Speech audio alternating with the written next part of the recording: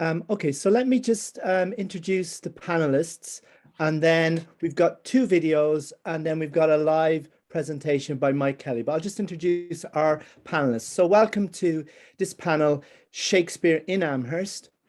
Our first speaker is Victoria Dickson, who lives in Amherst, MA. She is one of the founding members of the EDIS Amherst Chapter Poetry Conversation Group, and also a long-time devoted volunteer at the Dickinson Museum Garden. She studied painting at College of Redwoods and at Princeton University. She's had several watercolor exhibits depicting Dickinson's gardens, wildflowers, and conservatory flowers. Most recently, one of Victoria's paintings was selected for inclusion in the New England Watercolor Society Regional Open Juried Exhibition, October 3rd to the 31st, 2021. And that special painting is included in today's presentation, Dickinson and Shakespeare in the Garden. Our second presentation will be given by Jeff Goodhind, who holds a BA in History from Bard College and an MA in Library Sciences from Simmons College.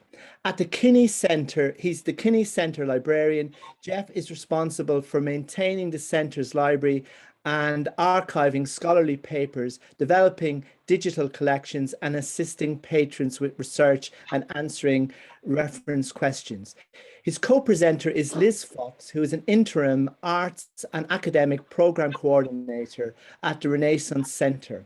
Liz Fox was awarded a University Sustainability, Innovation and Engagement Fund grant for her environmental humanities project, Digging the Past. Her book project is called Renaissance Disenfranchisement, which explores how England stretched its colonizing powers by finding innovative ways to extract economic contributions from marginalized population.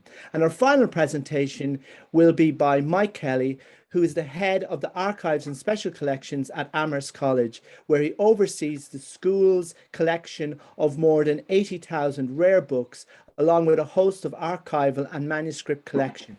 He co-curated the exhibition, I'm Nobody, Who Are You? The Life and Poetry of Emily Dickinson at the Morgan Library and Museum in New York, which ran from January through May 2017.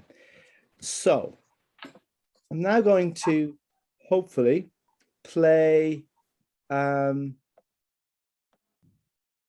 slides for... Right, so just need to share, just need to share this with you, sorry.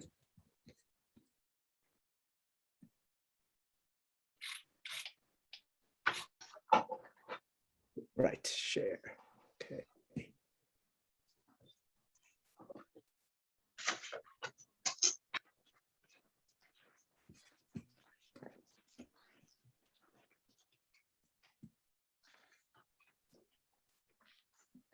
Okay, I'm having a little bit of a problem here.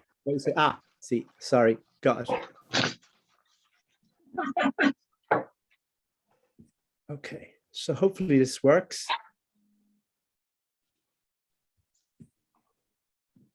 Thank you, Eric, for inviting me to present today. And hello, EDIS members and friends. I'm excited to tell you about Dickinson and Shakespeare in the Garden.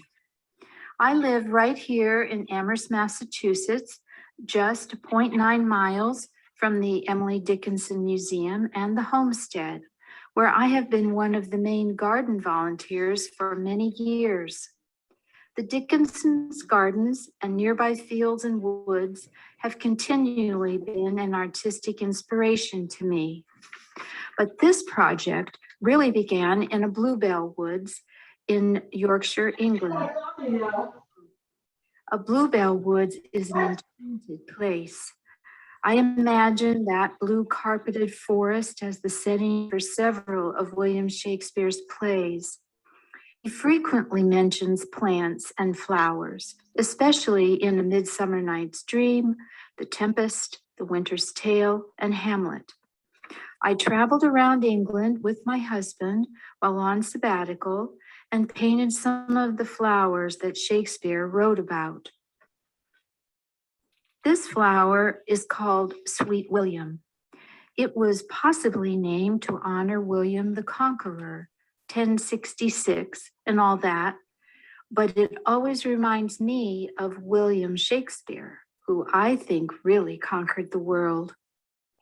Back in Amherst, I continue to paint and have nearly 90 watercolors from arbutus to zinnias, pairing Dickinson's poems or letters with my paintings. Then the first Folio American tour was announced. Folios from the Folger Shakespeare Library were sent to all 50 states, and how fortunate that one of the traveling folios went on display in an exhibition at Amherst College's Mead Art Museum in May 2016. It was very moving to see Hamlet's famous "to be or not to be" speech. And in that exhibition, the understudy copy was open to that passage. Shakespeare mentions over a dozen different wildflowers and plants in Hamlet, including fair Ophelia's fantastic floral garland. All of these flowers in Hamlet would have been familiar to Dickinson as well. Both poets had a remarkably accurate knowledge of their botanical environments. Dickinson and Shakespeare described wild and cultivated flowers in spring meadows and in summer cottage gardens. They were keenly aware of natural beauty and the cultural symbolism of individual plants. And they painted them in words. The English and American names sometimes differed, but they would have recognized the same plants: bluebell or harebell, heartsease, love and idleness or Johnny jump-ups, cuckoo bud or buttercup. Centuries of development and deforestation and then reforestation have made much of the landscape probably unrecognizable to Dickinson and certainly to Shakespeare. Gone, long gone, are the many forest dells that inspired their short idylls of Amherst or of Warwickshire. So while Dickinson and Shakespeare painted in words, I have painted with my brushes.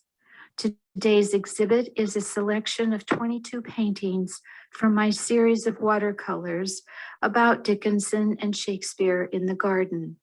My portrayal of the rich legacy of garden imagery from these two great poets.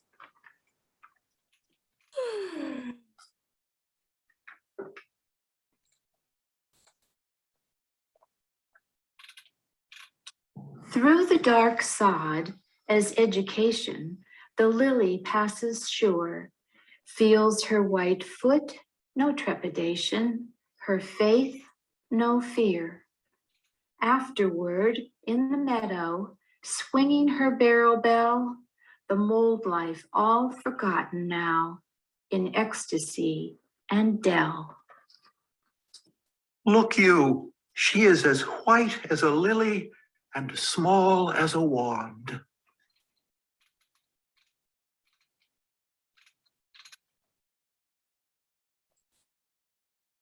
What I can do, I will, though it be little as a daffodil.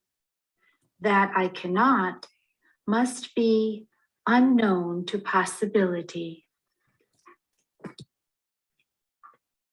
Daffodils that come before the swallows dare and take the winds of March with beauty. When daffodils begin to peer with high the doxy o'er the dale, why then comes on the sweet of the year.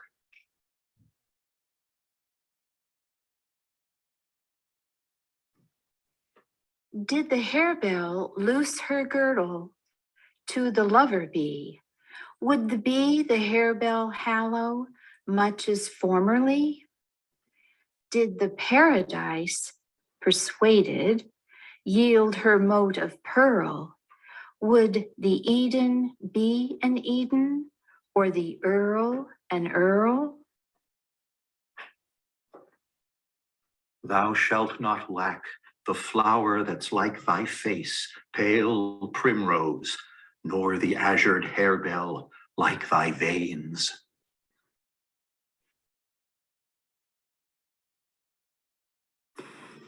I'm the little heart's ease. I don't care for pouting skies. If the butterfly delay, can I therefore stay away? Dear old-fashioned little flower, Eden is old-fashioned too. Birds are antiquated fellows. Heaven does not change her blue, nor will I, the little heart's ease, ever be induced to do. Yet marked I where the bolt of Cupid fell. It fell upon a little western flower, before milk white, now purple with love's wound, and maidens call it love in idleness. Fetch me that flower, the herb I showed thee once. The juice of it, on sleeping eyelids laid, will make or man or woman madly dote upon the next live creature that it sees.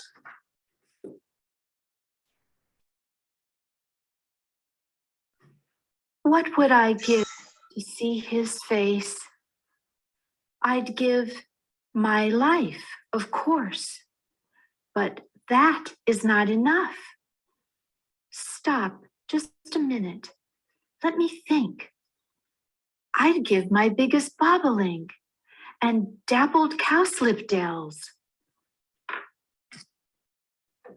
The cowslips tall her pensioners be. In their gold coats spots you see. Those be rubies, fairy favors. In those freckles live their savors. I must go seek some dewdrops here and hang a pearl in every cowslip's ear.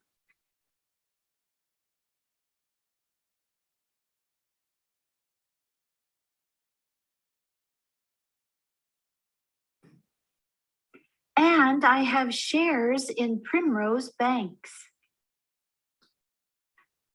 In the wood where often you and I upon faint primrose beds were wont to lie.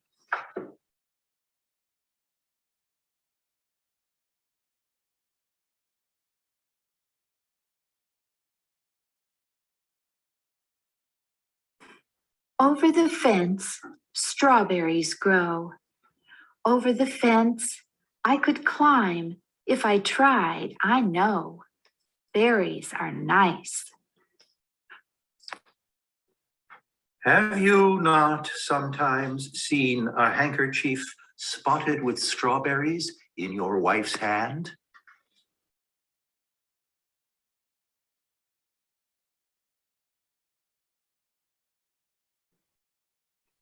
I have got to go out in the garden now and whip a crown imperial for presuming to hold its head up until you come home.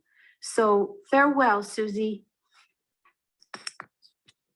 Now, my fairest friend, I would I had some flowers of the spring that might become your time of day, bold oxlips and the crown imperial.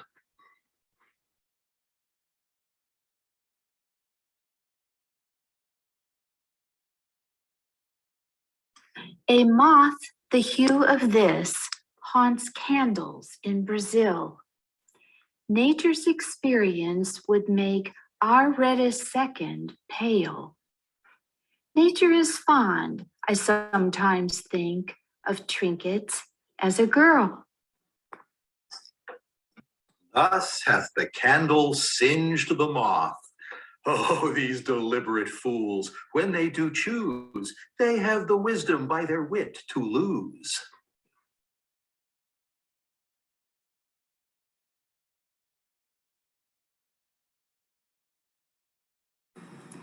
The butterfly's assumption gown in chrysoprase apartments hung, this afternoon put on.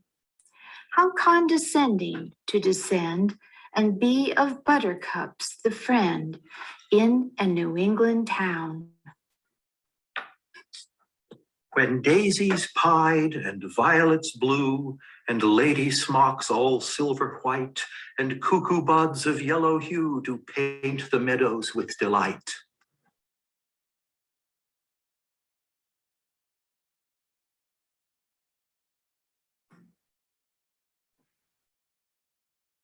How fits his umber coat, the tailor of the nut, combined without a seam, like raiment of a dream?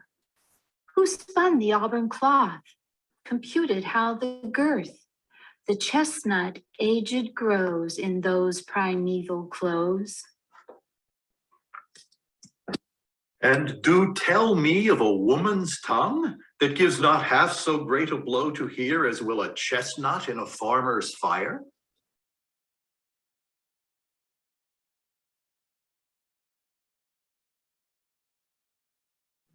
I robbed the woods, the trusting woods, the unsuspecting trees brought out their burrs and mosses, my fantasy to please. I scanned their trinkets curious, I grasped, I bore away. What will the solemn hemlock, what will the oak tree say?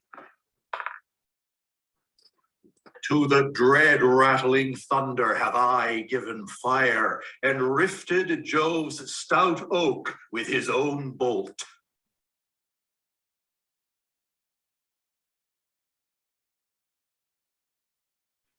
'Twas just this time last year I died.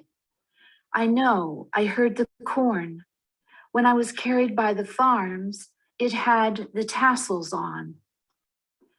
I thought just how red apples wedged the stubble's joints between, and carts went stooping round the fields to take the pumpkins in. What valiant foemen, like to autumn's corn, have we mowed down in tops of all their pride? We'll use this unwholesome humidity, this gross, watery pumpkin. We'll teach him to know turtles from jays.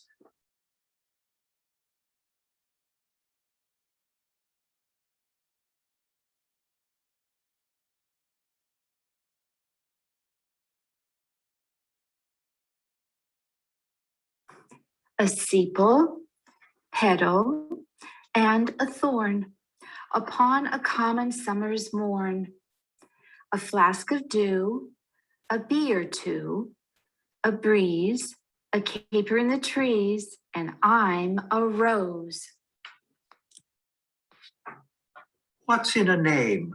That which we call a rose by any other name would smell as sweet.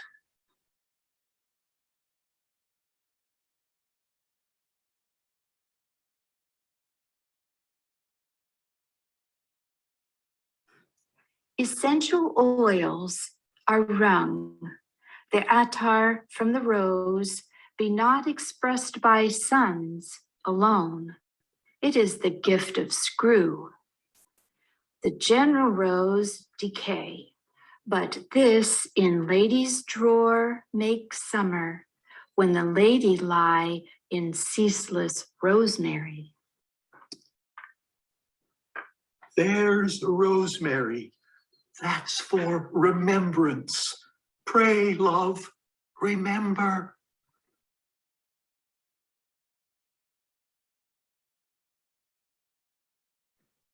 Not poppy or mandragora, nor all the drowsy syrups of the world shall ever medicine thee to that sweet sleep which thou ownedst yesterday. It was a quiet seeming day. There was no harm in earth or sky, till with the closing sun, there strayed an accidental red, a strolling hue, one would have said, to westward of the town.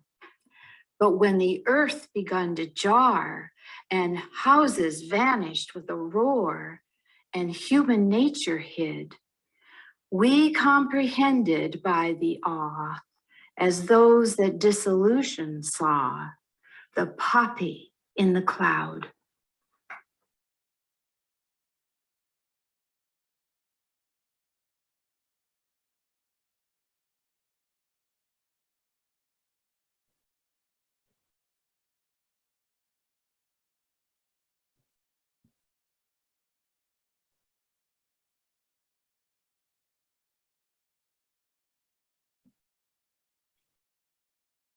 Wow, that was brilliant. Okay, I'm going to move on to our next one, and then we can maybe have some time for questions. I think Victoria has joined us, so we'll move on to the next presentation.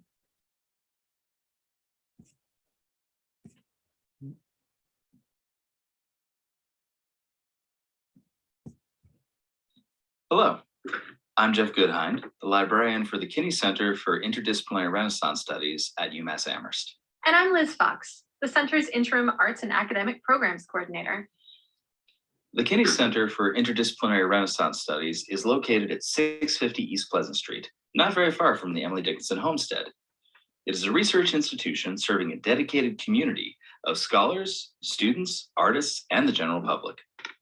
Our extensive library is open to the public for use in our reading room, where rare book exhibits explore challenging historical and literary questions in accessible ways. The historical gardens and orchards of our 28-acre estate flourish as collaborative hands-on laboratories for the study of the environmental humanities, past and present. Over the next 5 years, our programming at the center is inspired by the theme, the Renaissance of the Earth. One of the key aims of the Renaissance of the Earth project is to encourage researchers, students, and the public to explore connections between the Renaissance Center's gardens and rare book collection, which includes gardening manuals, early modern literature, and early earth science writing. Today, Jeff and I look forward to sharing with you some of the gems of the center's collection and highlighting connections between the center's rare books, gardens, and Shakespeare's texts. This is John Gerard's Herbal, published in 1633. Originally published in 1597, Gerard's Herbal is a translation of Rembert Doiden's highly popular Herbal of 1554. This is supplemented with a list of rare plants, including some from the New World, that Gerard had cultivated in his garden at Holborn, London. Contained in the Herbal are descriptions and images of hundreds of plants, making it one of the most comprehensive books on plants in the Renaissance. The Herbal features hundreds of detailed woodcuts. Let's take a look. What's interesting to me is that each description includes directions on how and when to plant, and the uses, or what in the Renaissance they called the virtues of each plant. From the indices in the back, we learn how keen readers were not only to be able to identify various plants using both Latin and English names, but to determine the virtues themselves. There is a separate index just for listing various plants' different virtues. While we're on the subject of herbals, I want to briefly mention this book from the center's collection. This is the Kreuter Book of Adam Laniser, 1564, the name of which translates into English as the Herb Book. This incredible book contains almost 900 illustrations, each of which has been hand-colored. This book contains descriptions and illustrations of animals, birds, fish, metals, ores, precious stones and jewels, gums, saps, as well as a full manual on the art of distillation. The Kreuter Book was published 4 times between 1557 and 1577 and was reprinted numerous times throughout the 17th and 18th century. Now, on to some important works in the English language. We return to Gerard's Herbal, which proved very popular among the literate populace in England, thanks to the practical drawings and to Gerard's accessible writing. These books were meant to be read and referred to. This book in particular was used well into the early 19th century. Gerard's Herbal is useful for helping us learn more about what the early moderns understood about the different kinds of herbs that appear in Shakespeare's texts. For example, looking at a passage like Ophelia's mad scene in Hamlet, Ophelia mentions a number of different herbs by name. Students can often skip past this passage until they discover how full of meaning it can be if you have an herbal like this near at hand. The way the mad scene is usually staged is that Ophelia holds a bouquet of herbs, which she distributes one by one to other characters like Laertes, Claudius, and Gertrude. She says to them, "There's rosemary, that's for remembrance. Pray you, love, remember." And there is pansies, that's for thoughts. There's fennel for you and columbines. There's rue for you, and here's some for me. We may call it herb of grace on Sundays. You must wear your rue with a difference. There's a daisy. I would give you some violets, but they withered all when my father died. When we invite students to look at the virtues of these herbs in Gerard's Herbal, they learn that rue has a huge range of medicinal uses. It provokes urine, it lessens sickness, improves sight, and, among other things, it can help a mother recover from miscarriage and from childbirth. Gerard reports that rue is also, quote, good for the mother, end quote. Given all of the information about pregnancy that pops up here, some scholars have wondered if Ophelia was perhaps pregnant in this scene. Other scholars have noticed the cosmetic virtues of the herbs in this passage. Rosemary, for instance, was a popular astringent for clear, youthful skin. And so we might wonder if Ophelia is in mourning for her wasted youth here. Hamlet is clearly too busy with his own domestic drama to pivot from tragedy to romance with Ophelia. Gerard's Herbal offers theoretical, practical, and historical knowledge about plants and herbs. But something that's quite special about the Renaissance of the Earth project at the center is that I can set this book down and walk out into our Renaissance kitchen garden and experience the herbs as well. This offers a different perspective on the text and a richer experience of what it means to think about the Renaissance across time, then and now. For example, in the play, Ophelia hands to someone rue, saying, here's rue for you. But anyone who has been to our garden quickly learns that the leaves of the rue plant contain an oil that, if it touches your skin and then interacts with sunlight, it will actually cause small blisters. Today we call it rue rash. It's itchy, it's a little bit painful, and it can leave some mild scarring. Ask me how I know. So when we look again at Ophelia's words, that the recipient must wear your rue with a difference, we begin to understand that there is actually potential for mild harm in that line. But students, researchers, and myself only know this because we've spent time with an actual rue plant out in the garden. No warning from a book is going to teach you that lesson in quite the same way. When we think about plants and herbs, we also begin thinking about how and where they are planted. Many works from this period deal with the structure and development of gardens. Here we have a 1648 copy of William Lawson's A New Orchard and Garden.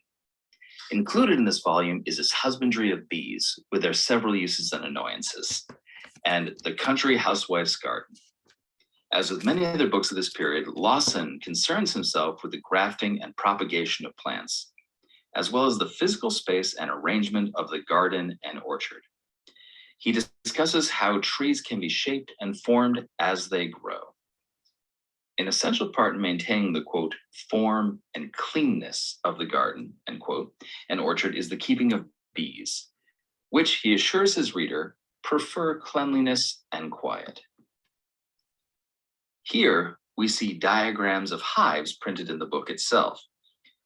Lawson is not concerned with the hierarchical structure or government of bees, which was a favorite topic of political theorists in the Renaissance. Instead, he prefers to write only on matters that he has observed. Quote, much descanting there is of and about the master bee and their degrees, orders, and government. But the truth in this point is rather imagined than demonstrated, he writes. Lawson's idea about the hierarchy of bees as something that is imagined is really interesting when we compare it to a striking moment in Shakespeare's history play, Henry V. Here, the Bishop of Canterbury uses bees as a model for political order, as well as a war strategy. He urges the king to divide England and attack France on many fronts. The passage is a little long, but well worth pondering. The Bishop of Canterbury says, for so work the honeybees, creatures that by a rule in nature teach the act of order to a peopled kingdom.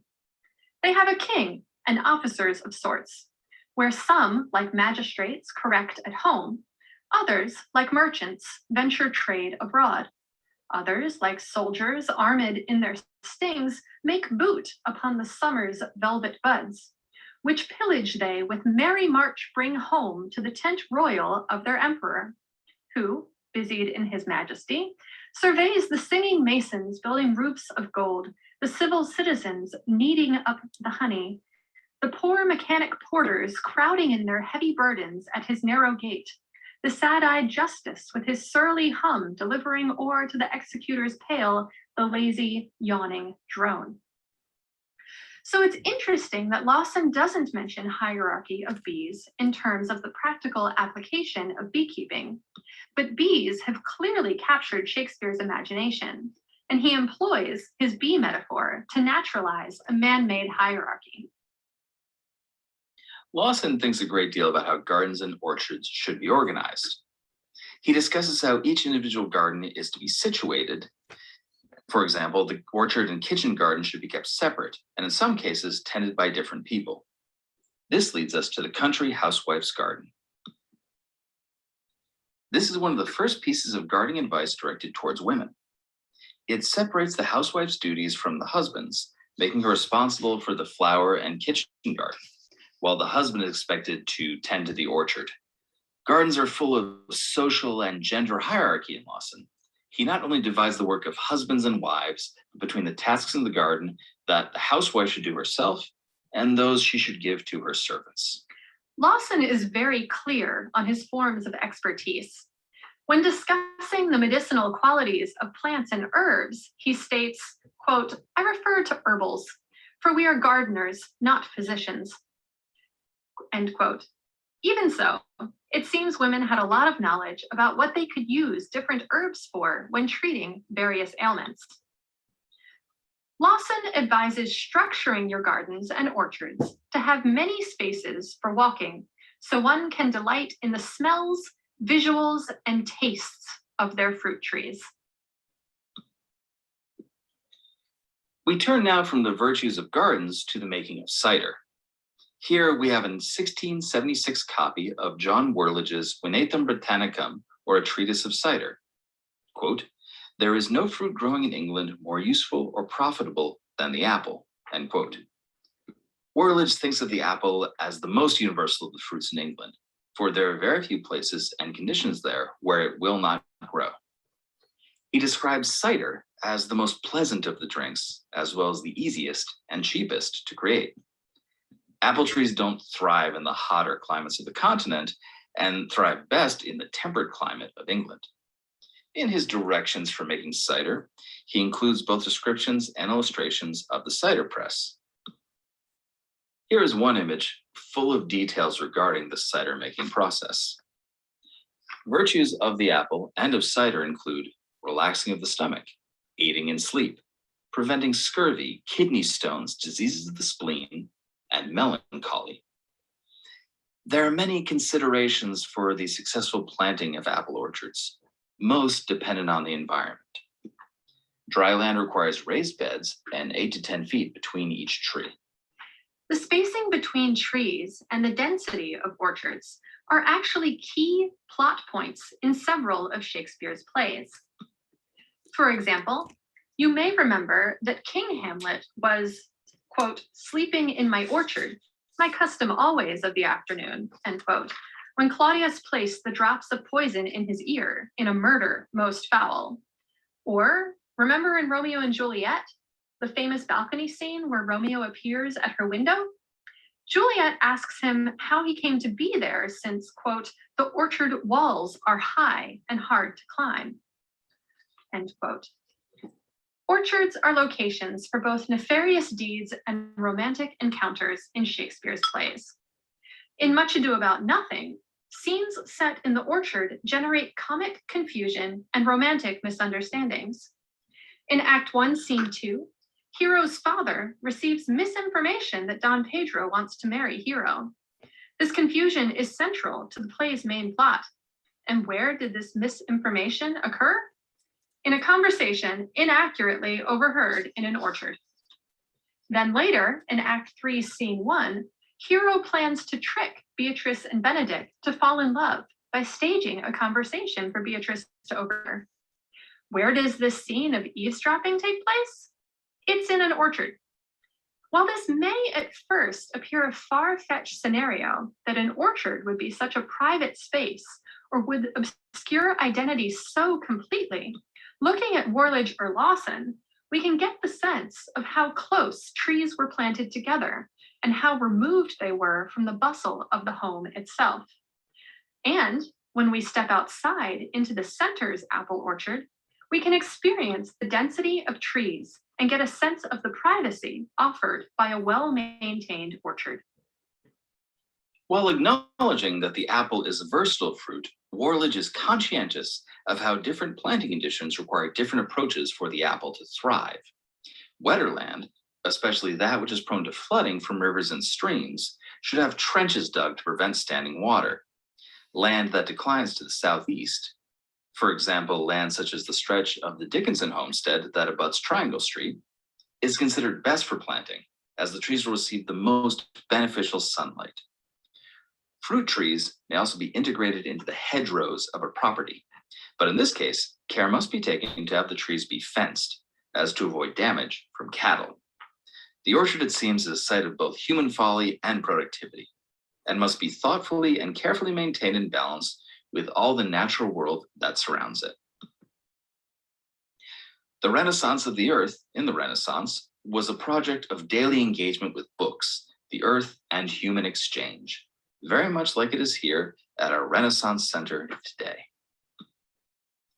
This is just a small sampling of the materials in our collection and the ways we are thinking with and about the history of the earth at the Renaissance Center. When we reopen in fall 2021, we invite you to come and visit us. We are open to the public 9 to 5, Monday through Friday, no appointment necessary. Our collection of books, both rare and modern, is accessible to anyone who is interested. The books we have shared with you today and many others are available to look at, hold in your hands, and think about and enjoy. Please visit our website, www.umass.edu/Renaissance, to see the diverse calendar of events on offer this fall, and check back regularly for updates. We are always adding new and exciting programming to the calendar. We look forward to seeing you at the Renaissance Center soon.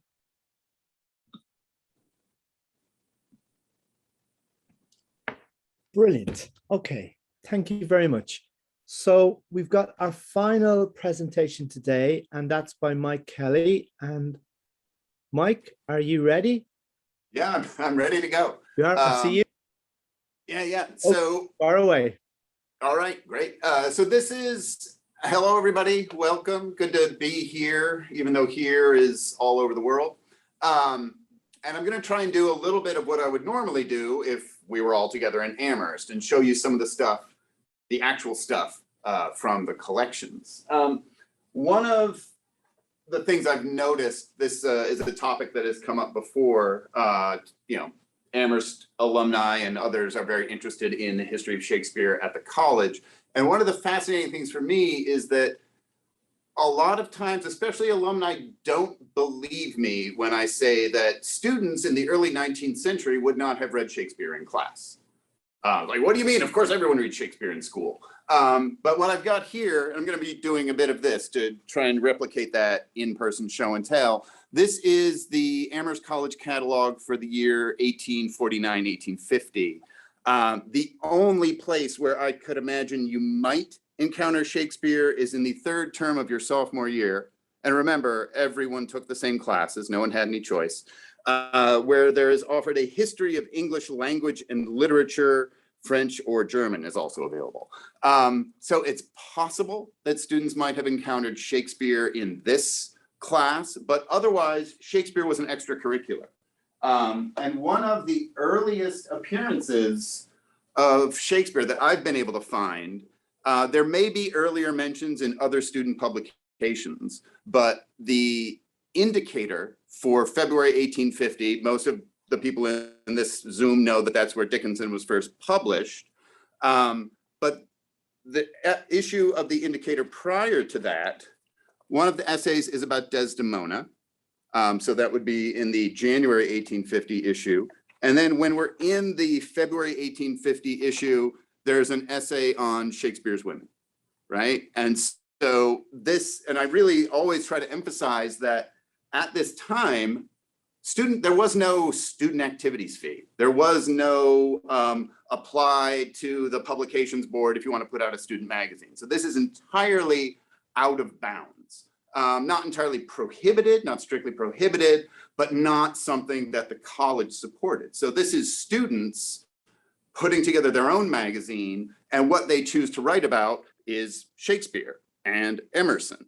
And so I believe, I mean, we need to look more, but I believe this is among the earliest mentions of Shakespeare in anything related to Amherst College. There may be other mentions in earlier student publications, but we have not yet found them. And a further surprise is that when we do start seeing Shakespeare showing up, it's often starts in the form of burlesques of, I don't actually know enough about this particular thing to really do it justice, but at the College Hall, June 15th, 1881 was a production of the Travesty of Romeo and Juliet. And this is, again, a student production that would not have been, this was not through the theater department. This was students putting on a show. The 1880s, we do see a major uptick in theatrical productions. For instance, this is not Shakespeare, but this is Mabel Loomis Todd, Dead Center, in a production of The Fair Barbarian from 1883. That there were faculty productions, there were student productions, but this still was not an organized, we're going to do our spring production and our fall production. This is student driven. It is often driven by individual student clubs. So the baseball team, for instance, famously held minstrel shows to raise money every year. That was one of their traditions. And here's a further lovely little artifact. I mean, I miss having all of you in this room so we could actually see these things together. But here's a precious little artifact. Love that typeface too. The Amherst College Glee Club Dramatics, and inside is the Travesty of Hamlet. So another one of these, not quite Shakespeare, yet the students are familiar enough with Shakespeare that they would all grasp a parody or a travesty on Shakespeare. So these are just some fascinating little, that it's not happening within the curriculum, except for maybe a little bit. So we're going to start talking about this guy. So this is Henry Clay Folger, class of 1879, young Henry, before he had his beard, very serious. So he was an Amherst College student, class of 1879. Henry's scrapbook is at the Folger Shakespeare Library, but this is his roommate and best friend's scrapbook. This is Charles Pratt's scrapbook.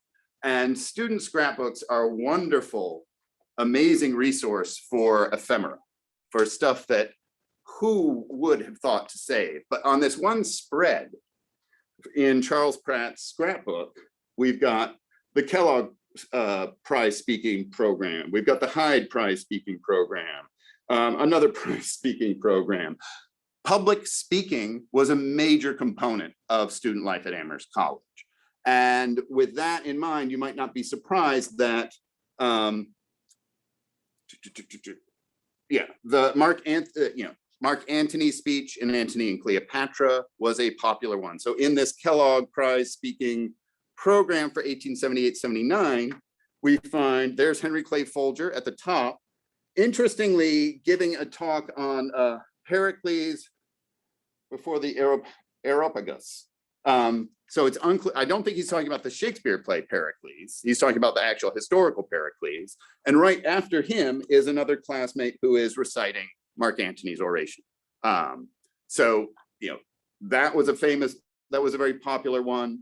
All of Julius Caesar is very popular at Amherst College. That is, in fact, Amherst students performed Julius Caesar at the Folger Shakespeare Library in 1941 And that was the first televised performance of an entire Shakespeare play in the United States. We've got a whole scrapbook on that I'm not going to pick up and try and show you. That one's a lot bigger than this one. But just getting that point across, that the role of Shakespeare in student life in Amherst during Dickinson's time was very much not what you're doing in class, not what you're doing officially for school, but something that was part of the intellectual life of students that took place outside of those bounds. And let's talk about Henry. So this poster, which is a remarkable event, that really did change. I think this event, we could say, changed the direction of Shakespeare's studies forever. Henry Clay Folger credits attending this lecture by Ralph Waldo Emerson on the superlative or mental temperance. He credits this lecture with launching his fascination with Shakespeare. So, and this is hashtag Amherst problems. When I was looking for this poster, I had to sort through about 4 or 5 other posters with Ralph Waldo Emerson speaking at Amherst College. So I'm imagining from Folger's perspective, this would have been quite a neat event. But then if you think of it from Emily Dickinson's perspective, it'd be like, oh, Uncle Ralph's coming to town again. Great, this is going to be fun. And the other, so Folger goes to this lecture. And he doesn't immediately start collecting, but he gets an interest that results in him developing his collection. Here, let's just have Henry come up again. And he starts collecting like mad. And one of the points that I always make about Folger and his collecting, it's not just that he was rich. It's not just that he was the president of the Standard Oil Company of New York. It's that he had the entire communications and financial apparatus of the Standard Oil Company of New York at his disposal, which means that when there's an auction in London and he's about to get outbid, he can just tell an agent at the London office to go and give, raise my bid. He's got people who can move money around. He's got people who can move, who can, send a telegram to the auction house and say, Henry Clay Folger will bid $10 million more than anyone else. I'm going to get all of the copies of the first folio. So bear that in mind when you think about, wow, how did one guy accumulate such masses of Shakespeareana? It's like, well, he had the money, but he also had the apparatus. Someone who was of means, but didn't have cables at their disposal, didn't have Standard Oil banknotes at their disposal, did not have the sort of leverage and ability that Henry Clay Folger did. Now we do have one of the craziest surprises of 1930-31 when Folger died was realizing that everyone knew that he had amassed this massive collection of Shakespeare. And in fact, he had to get an act of Congress passed to build his library where he wanted to build it. That's not really such a big deal when you have many members of the Amherst College alumni in the federal government. In the 1920s, Amherst had all 3 branches of the US government. Calvin Coolidge was president for a bit there. We had Harlan Stone on the Supreme Court, and several senators and congressmen were Amherst College alums. I really want to trace how many of those guys were members of the same fraternity. He was a Delta Kappa Epsilon man, a Deke House man. And so I think there's some real interesting social networking to be examined there. But one would think that the guy who got an act of Congress passed to build his Shakespeare library right next to the Library of Congress might be planning to give that library to the federal government, perhaps to become part of the Library of Congress. No, he didn't let on to anybody, but when Folger died and the will was read, the entire thing was given to the trustees of Amherst College. And so, they don't like when I refer to them as the Amherst College Library Annex, but they are in fact part of Amherst College. And there's a fascinating way that it still loops back around to Dickinson again, because before the manuscript settled at Amherst, J. Leda worked with them at the Folger. All of the Dickinson manuscripts were at the Folger, where Leda worked through them. And I think it was maybe 2010 or 11 I actually carried a whole bunch of Dickinson manuscripts back to the Folger for an event that we had down there, a celebration of Dickinson that we had several years ago. We do have some gifts that Folger gave to Amherst College. Not a lot, and actually none of them to do with Shakespeare.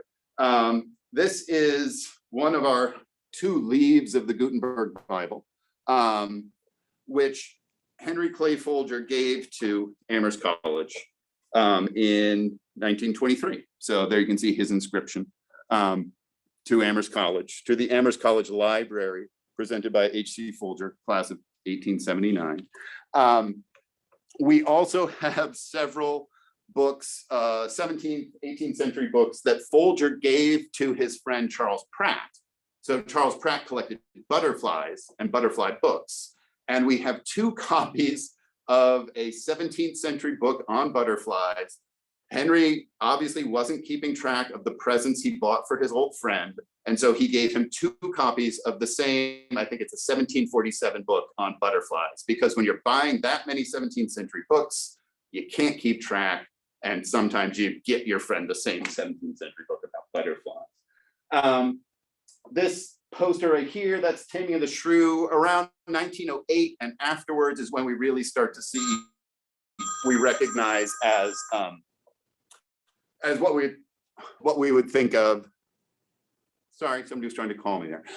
It's only in the early 20th century we start to see regular appearances of Shakespeare productions by Amherst students. That becomes increasingly professional, and sort of really, when we hit the point of broadcasting from the Folger in 1941, I could say we've got a modern Shakespeare theatrical program at Amherst.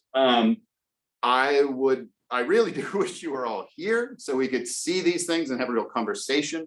This is just a tip of the iceberg for a fascinating subject that could be explored in this reading room when we reopen, which we are not sure when that's going to be.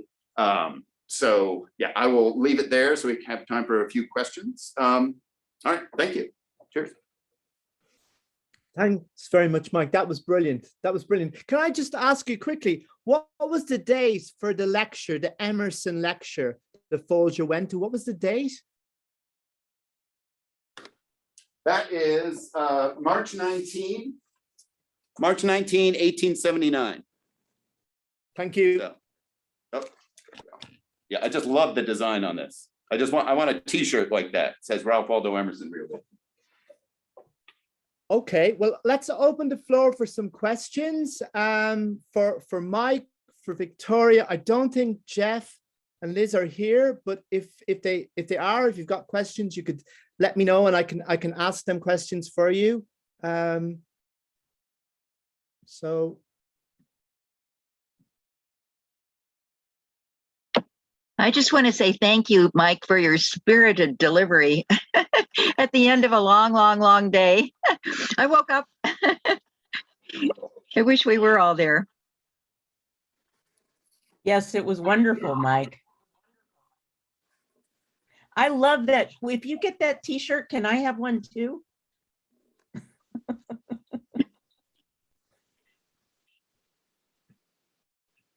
Yeah, that may be a good one for the bicentennial. We're also celebrating Amherst bicentennial this year.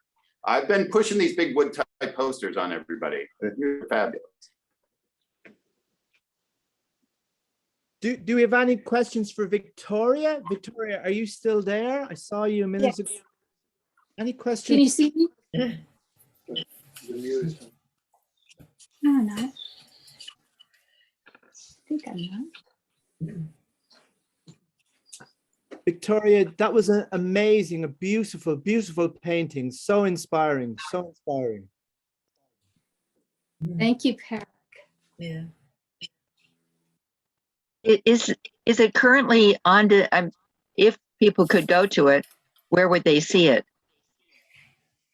The gallery of No, the whole set of paintings is not on exhibit. Just the painting of the pumpkin from, it was just last year I died. That painting was selected for the New England Watercolor Society exhibit, which will be in October. So I feel pretty proud of that, to be selected by that very selective watercolor society. Congratulations. Thank you. They were lovely.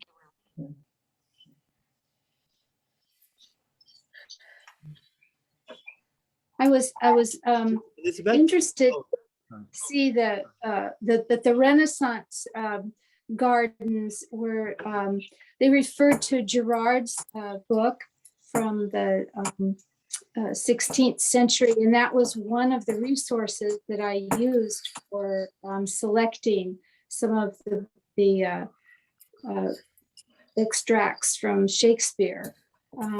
And he was very familiar with the plants at that time, and some people think he possibly could have crossed paths with Gerard. But that's just speculation. But Shakespeare certainly knew his herbs. Yes, I thought that was wonderful, and thank you for that, Victoria, because I was wondering about also those beautiful herbals and plant manuals that we were seeing from the Kinney Center. All of those, as far as I could tell, were published in London. And, we know that Dickinson had access to volumes about flowers and plant lore, like The Language of Flowers and so on. But I would be curious to know if any of those made their way to the United States, or if there were comparable volumes appearing in the United States, maybe reprints. I'm not sure if Jeff would have an answer to that, or if anyone else, if maybe Victoria has come across it, but it just seemed like a really rich area to explore. And thank you for that. That was the paintings themselves and the pairings were just so wonderful. Thanks. Actually, I have one comment on that, partly from my other life doing native studies and native book history. In the early 19th century, you start to see American herbals packaged as Indian medicine. So these are secrets of nature that I learned from this Indian chief. And then you start reading it and you realize, oh, this is probably just some 18th century herbal that they slapped a new introduction and title page on. But do look into, if you go into something like the American Antiquarian Society catalog and just search for the things with Indian medicine and title, you'll hit this whole fascinating vein of American herbals in the 19th century. I also have to run because they're closing the library on me. But do you all know where to find me? And when Amherst reopens, you will all be coming back, and I'll be glad to see you. And everything is here. Everything is fine. Thank you. Thank you so much, Mike. Thank you so much. Yeah, thank you very much, Mike. Thanks, Mike. Good to see you all. Great to see you, Martha Nell. All right. Bye-bye. Yes, really good to see you.